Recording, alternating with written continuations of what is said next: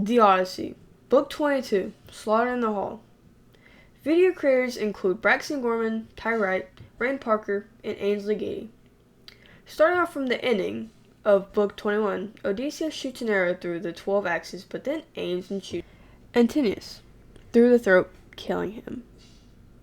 Odysseus, still disguised as an old beggar, reveals himself to the suitors. The suitors then try to apologize and say that they have done much wrong on your lands and in your house. They eventually reveal that Antinous in fact did not want to marry Penelope, but killed Telemachus and become chief man of Ithaca. Eurymachus charges at Odysseus with a loud cry and the attempt to kill, but then is shot by Odysseus, catching him by the nipple and into his liver.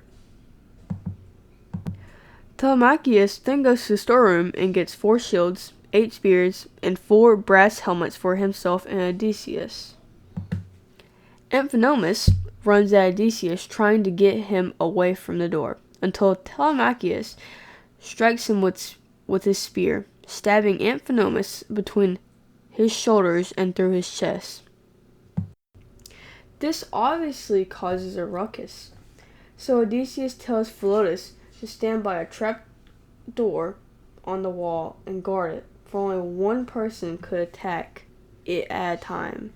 However, Agelaus protests and says, instead of guarding it, why don't you tell the people what has happened? All of a sudden, Odysseus spots suitors putting on armor. This leads him to suspect that it is either the woman or Melanthius against him because of him seeing the suitors putting on armor. As they suspect, it is Melanthius helping the suitors by stealing armor and giving it to the suitors. As punishment, Odysseus orders the swineherd and stockmen to bind Melanthius' hands and feet, throw him in the storeroom, and then fasten a noose around his body, then string him close up to the rafters from the high-bearing post. Then, as Odysseus spots Athena, one of his old friends, he begs her to help him with the suitors. However, Agelaus objects due to the fact that he is a suitor himself. Agelaus, Eurymus, Aphemedon, Pisander, and Polybus are still fighting on the suitors' side, but the rest have died. Spears were thrown at Odysseus' side by the suitors. However, Athena blocks these. Odysseus and his men take down several suitors. Athena now held up her deadly aegis. Liodes begs Odysseus for mercy, for he thinks he did nothing wrong, but did good. Liodes' begging was unsuccessful, and he was killed by Odysseus. Phoebus, who has been forced to sing by the suitors,